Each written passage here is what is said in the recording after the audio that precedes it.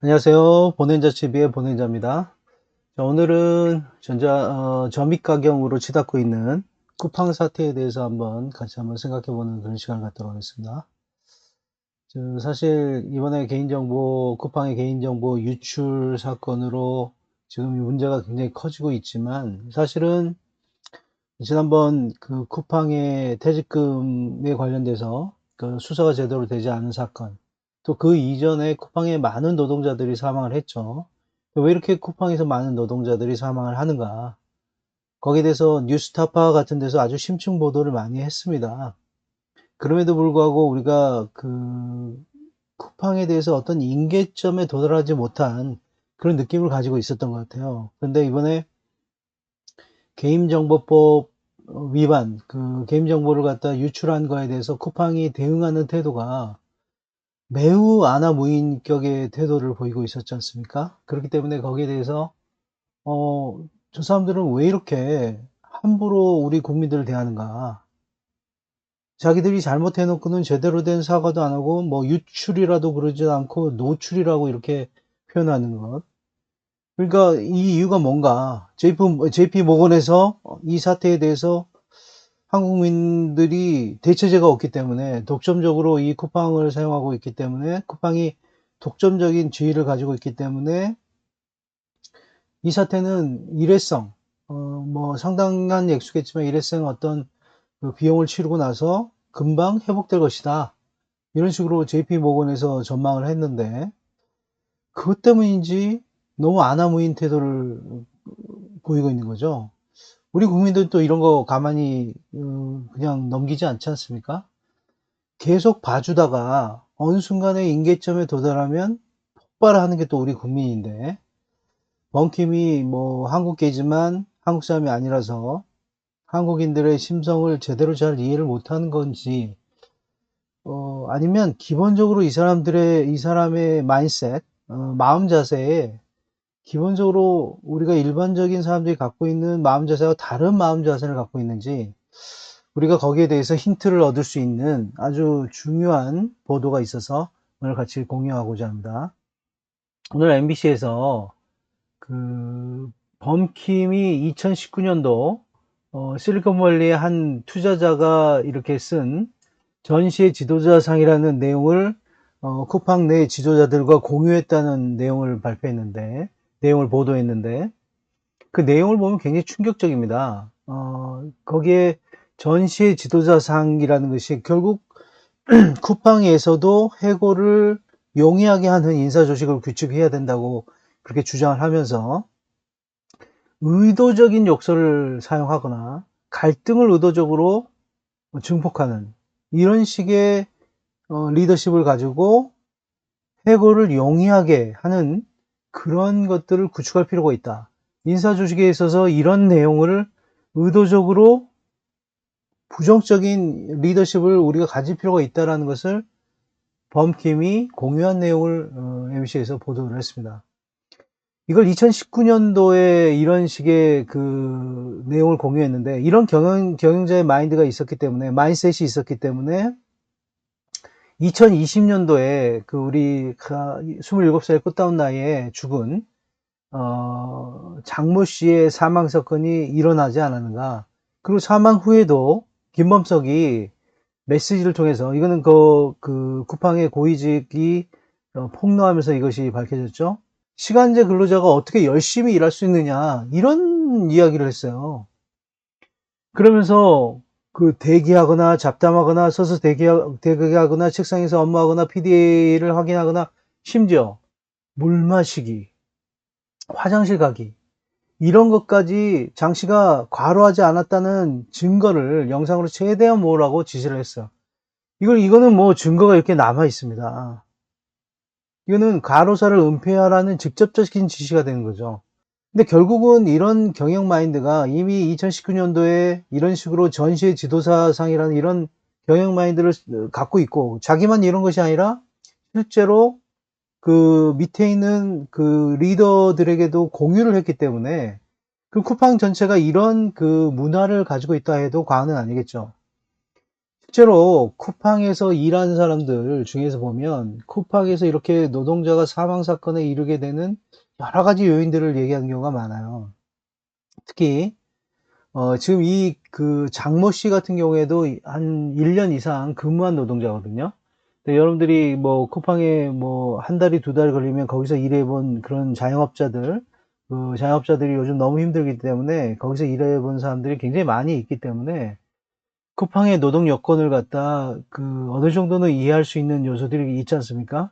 근데 쿠팡에서는 여러분들 알다시피 시간제 근로자가 이제 뭐 1년 계약이라든지 이런 식으로 해서 계약제로 운영된 시간제 근로자가 있고 알바가 있습니다.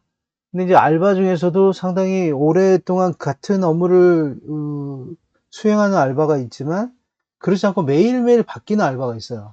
근데 그런 사람들이 쿠팡에 뭐 특히 허브에 상하차 같은 것은 제대로 할 수 없겠죠. 근데 허브 같은 것도 상하차 같은 어려운 일만 있는 게 아니라 분류하는 일 같은 것들이 있단 말이에요. 그건 굉장히 그 여성들도 할 수 있을 정도로 쉬운 일이에요. 그런데 그 뭐 남자든 여자든 처음 온 사람들은 쿠팡에 대해서 잘 모르기 때문에 알바 같은 사람들은 그런 그 쉬운 일부터 할 수밖에 없지 않습니까? 그러니까 결국은 왜 1년 이상 근무한 사람이 이렇게 과로사가 될 수밖에 없냐 하는 것은 결국 쿠팡의 그 중간 간부, 그 매니저라고 하는 그 중간 간부들이 결국 어느 정도 자기가 그 상하차의 그 수량이 있는데 그것을 수량을 갖다가 알바생들을 이용해서는 그것을 만족할 수 없기 때문에 충족할 수 없기 때문에 결국은 일을 잘하는 1년 이상 숙련된 그 노동을 할 수 있는 사람에게 맡길 수밖에 없어요. 예, 근데 대표적으로 이제 한국 사람들은 그런 사람들 아닙니까? 일을 자기가 맡기면 또 책임감이 있고 자기가 오랫동안 거기서 한 1년 이상 일했다 그러면 자기는 이제 숙련된 노동자이기 때문에 다른 사람들에 비해서 열심히 일한다는 걸 보여주고 싶은 그런 생각들이 있잖아요. 그러니까 그들이 원하는 대로 노동을 하다 보면 결국은 너무 과로할 수밖에 없다는 거죠. 또 뉴스 보도에 보면 어떤 목수 출신의 그 굉장히 그 중노동을 했던 그런 노동자도 쿠팡에서는 쉴 수 있는 시간을 갖다가 제대로 보장하지 않기 때문에 예를 들어서 뭐 그 우리가 막노동 같은 경우도 1시간 일하고 10분 쉬고 뭐 이런 정도는 하는데 쿠팡에서는 그게 보장이 안 되고 뭐 쿠팡에도 휴식 시간이 있습니다. 뭐 식사 시간이라든지 이런 휴식 시간이 있지만 나머지 시간에도 어느 정도 휴식이 보장돼야 되는데 그것을 보장하지 않기 때문에 너무 이거는 중노동이다 이렇게 얘기하는 보도를 본 적이 있는데 물론 그것도 굉장히 그 센터마다 다릅니다. 센터장이 기본적인 노동자의 그 어려움을 인식하고 있는 센터장은 한 10분 쉬고 그 1시간 쉬고 10분 정도 쉬고 하는 것들을 어느 정도 허용하는 데가 있어요. 그런데 이제 직접 이걸 경험한 사람이 있는데 센터장이 바뀌면서 그 10분 휴식하는 것도 허용하지 않는 그런 센터장도 있다는 거예요. 그리고 실제로 그 쉴 수 있도록 할 수 있는 공간이 없기 때문에 뭐 박스 같은 걸 이렇게 놓고 거기 앉아서 쉬거나 그렇게 하거든요.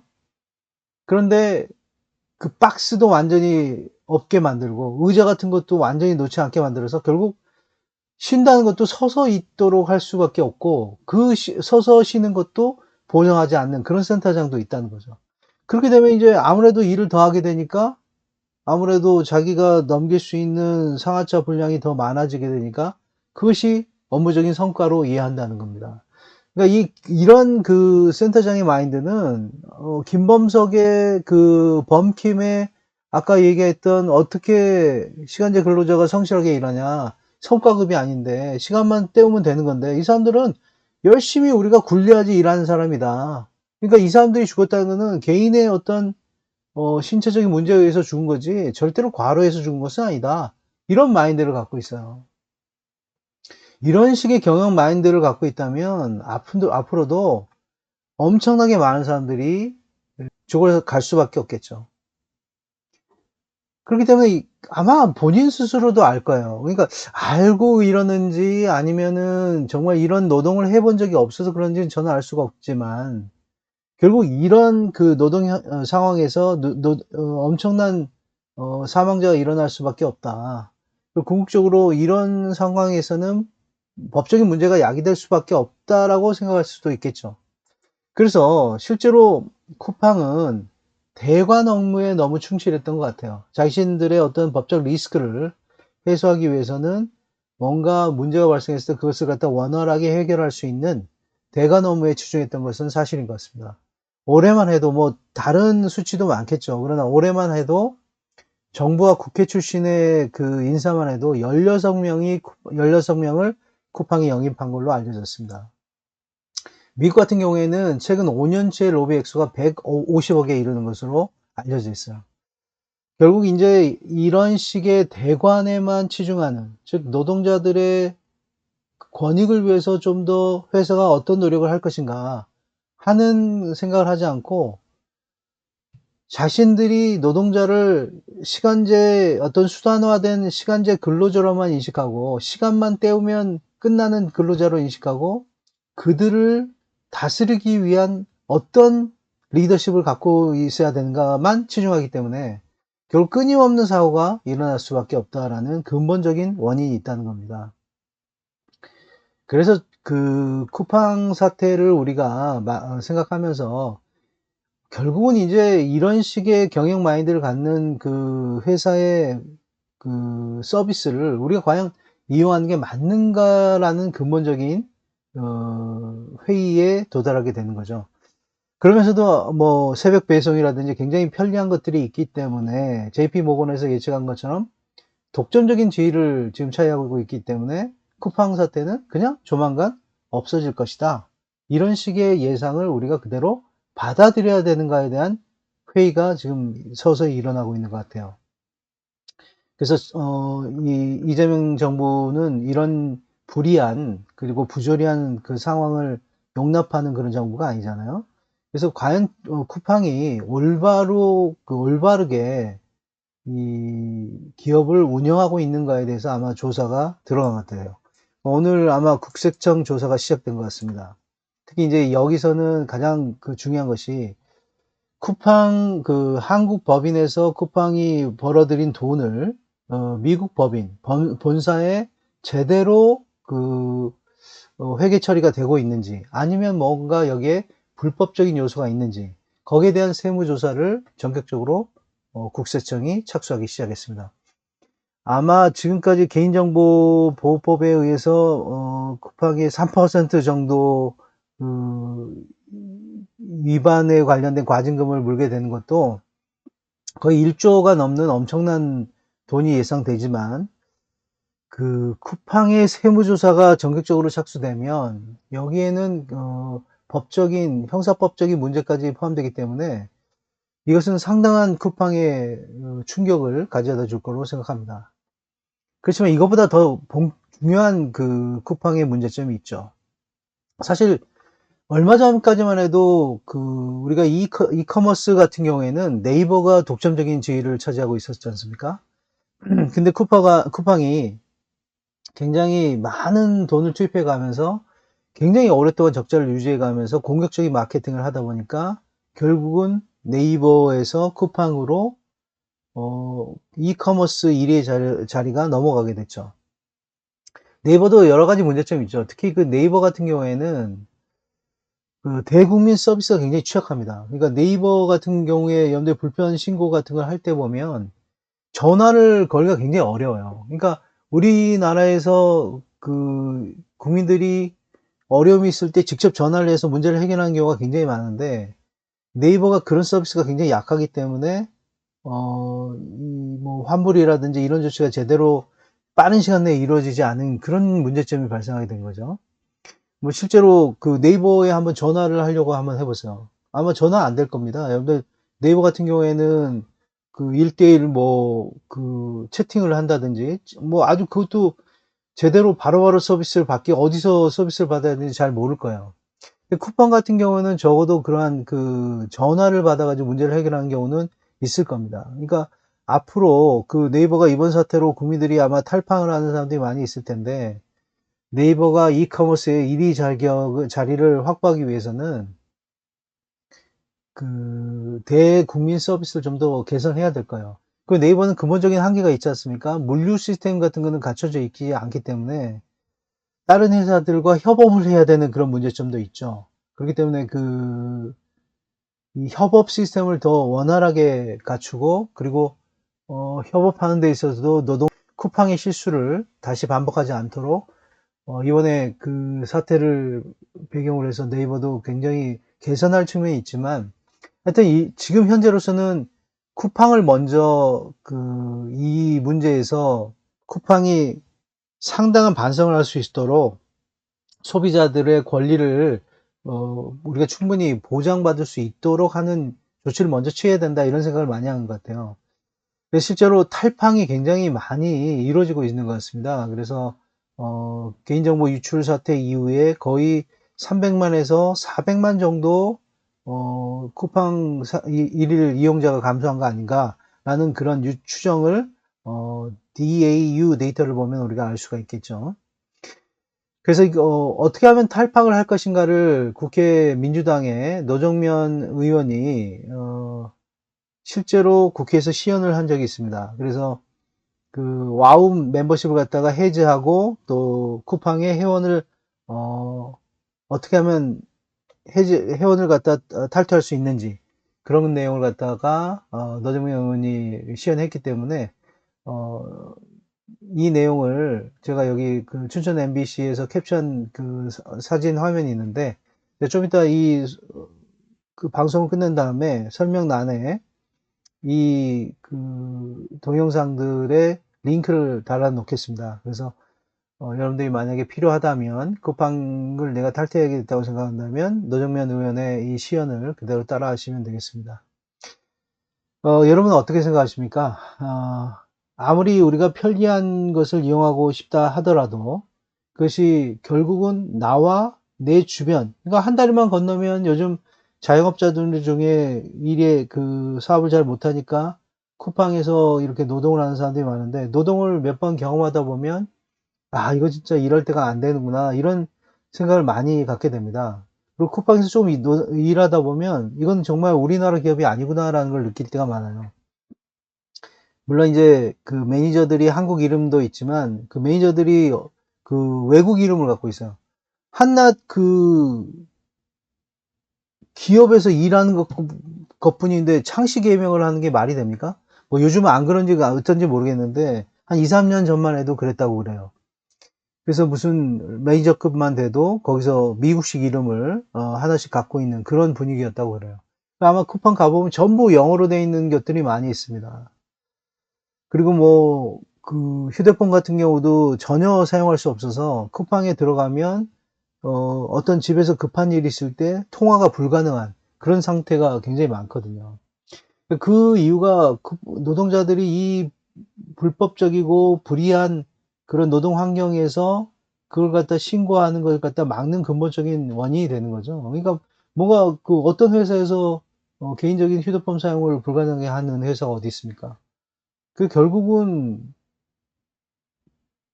그거 휴대폰을 쓰고 안 쓰고 하는 거에 대해서는 그거는 개인의 자유에 관련된 문제인 거죠. 물론 그 휴대폰만 계속 사용하고 딴짓을 한다 그러면 그거는 그 상황을 갖다가 그 노동자에게 경고를 하고, 자꾸 그런 일이 발생하면 그 노동자는 더 이상 쓸 수 없게 그 노동을 할 수 없게 하면 되는 겁니다. 그거는 노동자가 잘못하는 건 또 책임을 져야 되겠죠. 그러니까 근원적으로 노동자를 그 기본적으로 범죄자처럼 휴대폰도 사용할 수 없게 그렇게 취급한다는 것은 그 자체도 문제가 되는 겁니다.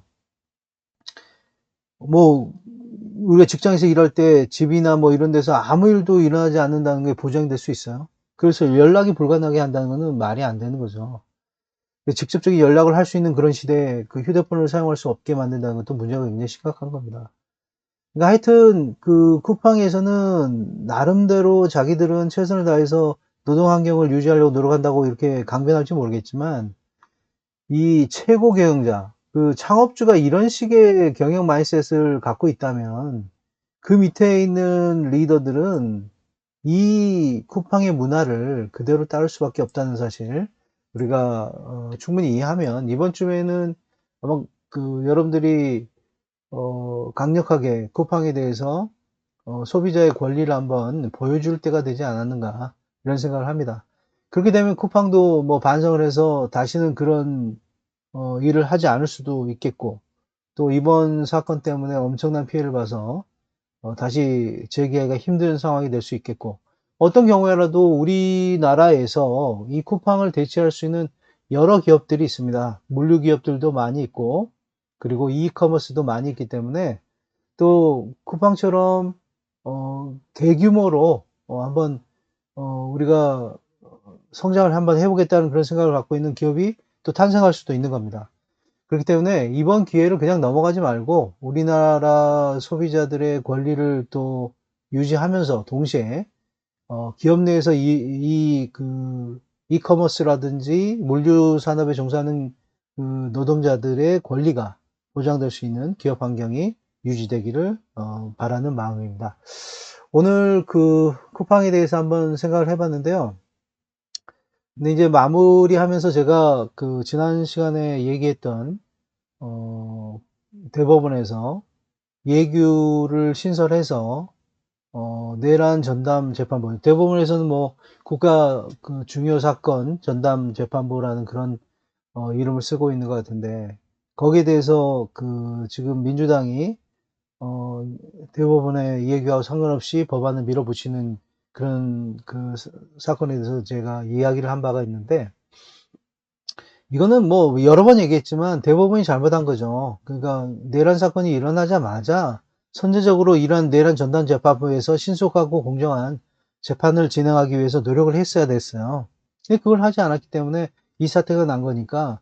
그리고 지금까지 그걸 믿을 수 없게 만든 조이대, 그 다음에 뭐 쥐기현, 뭐 이런 그 판사들의 그런 믿을 수 없는 재판 진행, 소송 지휘, 뭐 이런 것들, 그리고 뭐 여러 번 얘기했지만 그 조이대의 말도 안 되는, 조이대와 대법원의 말도 안 되는 과도 정치 형태의 자신들이 대통령 후보를 결정하겠다는 그런 파기환송.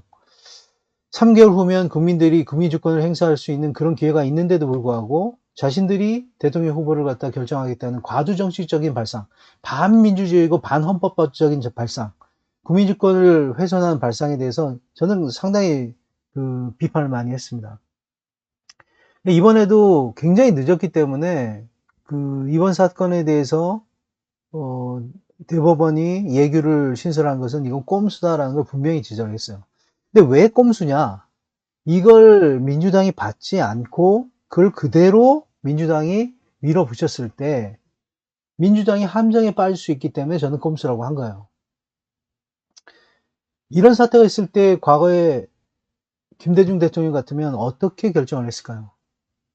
김대중 대통령이 그 노태우가 대통령으로 당선된 다음에 2년 후에 자신은 중간평가를 받겠다 이런 얘기를 했어요. 거기에 대해서 김대중 대통령은 이거는 위헌적인 내용이다 라는 얘기했어요. 사실 중간평가를 받게 만들면 김대중 대통령을 포함한 야당에서 굉장히 유리하게 돼 있는 상태였어요. 그럼 김대중 대통령은 뭐 김영삼 때도 마찬가지지만 지금 북한이 핵 문제 때문에 그때 전쟁의 위협이 있을 때도 미국에 날아가서 국익을 위해서, 그, 카터를 미국의 특임 대사로 해서, 미국이 그 자기들과 북한이 협상할 수 있는 그런 브릿지 역할을 할 수 있도록 김대중 대통령이 힘을 썼고, 결국 북한의 김일성과 김영삼 대통령이 남북 정상회담을 할 수 있도록 가장 기본적인 어떤 주춧돌을 마련한 게 김대중 대통령이었거든요.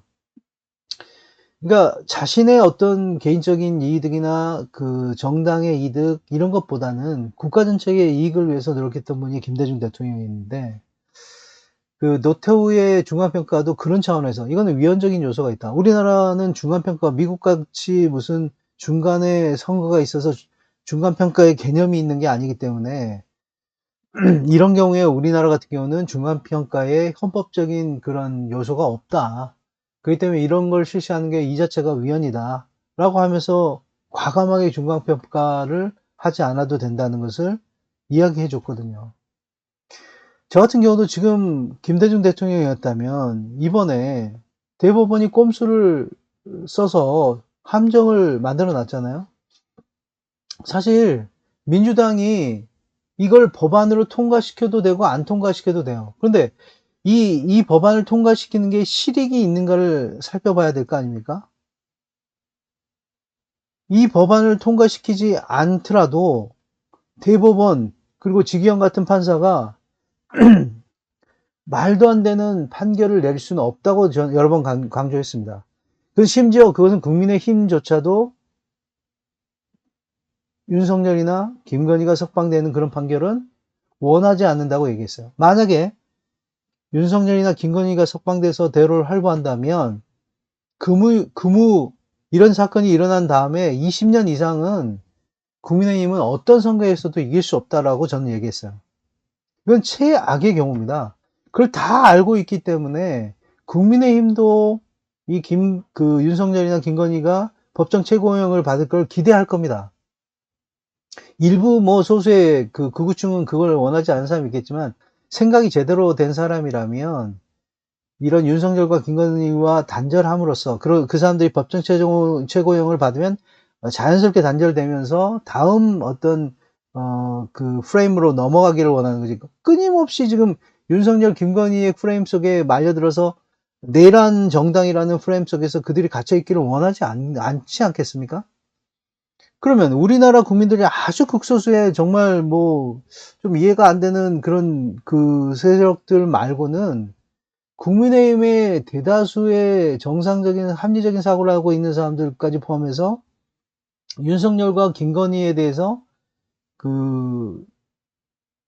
상식에 반하는 판결을 기대하는 사람은 없다고 본다면 그런 판결을 사법부에서 한다? 그건 있을 수가 없는 거죠. 근데 아까도 말한 것처럼 그런 판결을 사법부에서 한다고 친다면 오히려 정말 그런 불행한 사태가 있는 게 너무나 안 좋지만 그건 민주당의 탓이나 민주진영의 탓은 아니기 때문에 그런 일을 사법부에서 저지른다면 우리 사법부는 완전히 개혁 대상이 될 것이고 동시에 국힘은 완전히 내란 전당의 꼬리표가 20년 이상 달게 되기 때문에 절대로 어떤 선거에서도 이길 수 없다고 얘기했어요. 근데 실제로 저는 그런 최악의 경우는 일어나지 않을 거라고 확신을 합니다. 우리가 지난번에 헌법재판소에서 탄핵 여부가 굉장히 불투명했을 때 사람들이 별 주장을 다 얘기했고 너무 과격한 주장을 얘기했잖아요. 근데 결국 기다릴 수밖에 없었고 결국은 8대0 탄핵이 됐던 거 아닙니까? 지금 같은 경우는 왜 그러냐면 지금 민주당이 이제 법을 밀어붙여서 아마 통과될 것 같은데 그러면 지금 윤석열과 내란 세력은 이게 위헌이다라고 아마 헌법재판소에 위헌법률 심판 신청을 갖다 할 겁니다. 물론 이제 2심 재판부에게 시전을 하겠지만 2심 재판부도 지금 법원에서 이런 노력을 했는데도 불구하고 법률을 만들었기 때문에 이걸 한번 헌법재판소에 따져봐야 된다는 그런 주장에 동조할 가능성이 굉장히 높아요. 물론 헌법재판소로 가도 이거는 합헌이 될 겁니다. 위헌적인 요소가 다 제거되기 때문에. 그러니까 제 말씀은 뭐냐면 어차피 지금 법원이 하자는 대로 해도 이거는 위헌 요소가 해도 결코 윤석열이나 김건희가 우리가 원하는 판결이 아닌 이상한 불합리한 상식에 반하는 그런 판결이 나지 않을 텐데 결국 공을 민주당이 가지면 안 되고 이제 민주당은 법원에 공을 던져주고 자 니네들 알아서 해. 니네들 어떻게 하든 국민의 그건 니네들이 할 일이고 우리는 나중에 니네들이 한 거에 따라서 우리는 국민과 함께 대응할 거야 라고 우리 빠져버리면 되는 거죠. 그리고 지금 내년에 지선에만 최선을 다해서 지금 집중하면 되는 건데 뭐하러 민주당이 지금 법원이 꼼수를 쓰고 함정을 만든 거에 의도적으로 빠져줘가지고 계속 민주당이 마치 위헌하는 게 하나도 없어요 지금. 근데 위헌하는 것처럼 그 법안을 만든 것이 위헌인 것처럼 왜 함정에 스스로 빠져주냐는 얘기예요. 김대중 대통령처럼 국익을 위한 그런 관점에서 대승적으로 정치를 바라봐서 이런 경우에는 과감하게 그래 법원에서 그런 얘기를 만들었으니까 우리 과감하게 법원이 하자는 대로 한번 해주겠습니다. 그러면 국힘이라든지 내란 세력이 꼼짝을 못하는 거죠. 그리고 법원에서도 이런 상태에서 만약에 윤석열하고 김건희를 풀어준다? 할 수도 없는 거죠. 그냥 거기서 그냥 빠져나오면 되는데 왜 함정에 굳이 빠져주는지 모르겠어요. 단지 민주당에서 아마 이걸 법안 추진을 하고 있는 것 같은데, 그리고 이걸 찬성하는 국민들이 한 70%, 80% 되는 것 같아요. 그래서 정말 저의 의견이 받아들이지 않은 거에 대해서 정말 안타까운데, 사실 윤석열 같은 경우도 국민 대다수가 선택해서 대통령이 됐지 않습니까? 저는 윤석열이 대통령이 돼서는 안 될 사람이라고 생각하지만 그 사람이 대통령이 돼도 괜찮다고 생각하는 사람이 있었던 것처럼, 그렇게 생각하면, 다수의 사람들이 생각하면 민주주의는 어쩔 수 없는 거죠. 너무 안타깝습니다. 이럴 때 대승적으로 어, 과감하게 그냥 그래 법원이 알아서 해. 그리고 민주당 빠져버리는 게 참, 저는 정치공학을 좋아하지 않지만 정치공학적으로 굉장히 현명한 정무적 판단인데, 그런 함정에 의도적으로 빠지는 게 과연 좋은 건지 저는 참 안타까운 그런 심정입니다. 하여튼 민주당이 그렇게 결정을 했다면 또 다수의 70% 이상의 국민들이 내란 전담 재판부에 관련된 법률을 찬성하고 있다면, 저 소수 의견을 갖고 있지만 그런 다수의 의견에 제가 따라갈 수밖에 없을 것 같아요. 물론 이런 것들이 저는 제일 안타까운 건 뭐냐면 민주당 내에 분열이 돼서는 안 된다고 생각해요. 어, 그래서 앞으로 이런 일이 더 이상 논의될 필요는 없고, 만약에 그 법이 통과된다면 그 법대로 시행됐으면 좋겠습니다. 근데 사실 이번 사건 이외에 다시 우리나라의 내란이라든지 또는 반역에 관련된 죄를 저지른 사람이 있을지, 이 법이 후에도 실효성이 있는 법이 될지, 괜히 그냥 법원에서 무작위 배당이라는 원칙을 훼손했다라고 위헌적인 요소가 있는 거 아니냐라고 시비를 걸지 않을지. 물론 판사회에서 이 모든 것을 결정하는 최종 권한이 법원 내에서 있다는 것으로 위헌 시비는 아마 없을 겁니다.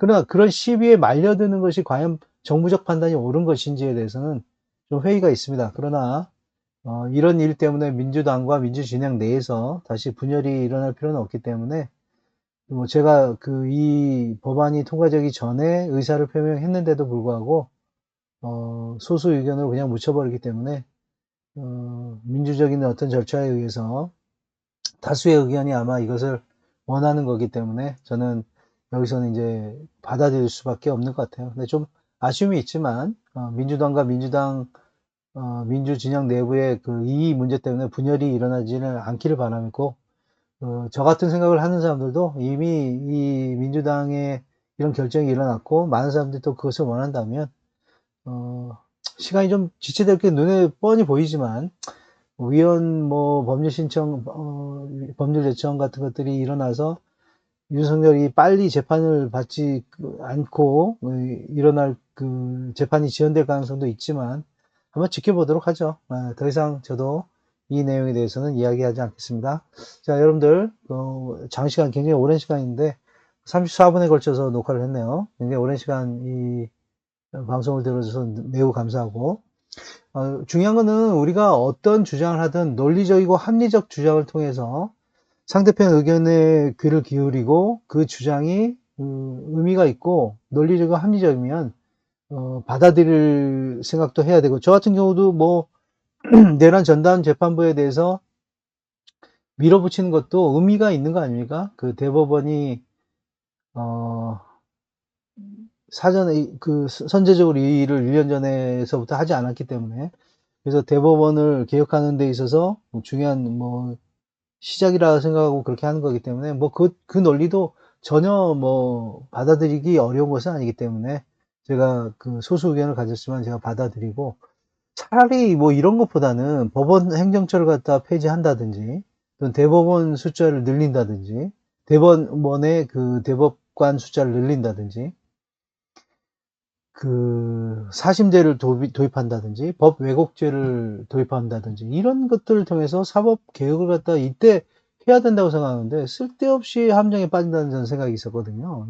그래서 이런 거는 주고 그 대신 정말 사법 개혁을 할 수 있는 법 왜곡죄라든지 또는 법원행정처 폐지라든지 이런 것이 더 사법개혁에 중요한 게 아닌가 저는 이런 생각을 가졌는데 하여튼 뭐 저의 소수 의견은 그냥 묻힌 것 같습니다. 하여튼 앞으로도 그렇지만 우리나라의 헌법과 민주주의를 수호하는 측면에서 어떤 것이 더 바람직한 것인지 논리적인 저의 견해를 계속 표출하겠습니다. 여러분들도 뭐 댓글이나 뭐 이런 것을 통해서 저의 의견이 좋다면 좋아요를 많이 눌러주시고 구독을 통해서 서로 토론하는 그런 장을 마련했으면 좋겠습니다. 장시간 들어주셔서 너무 감사합니다.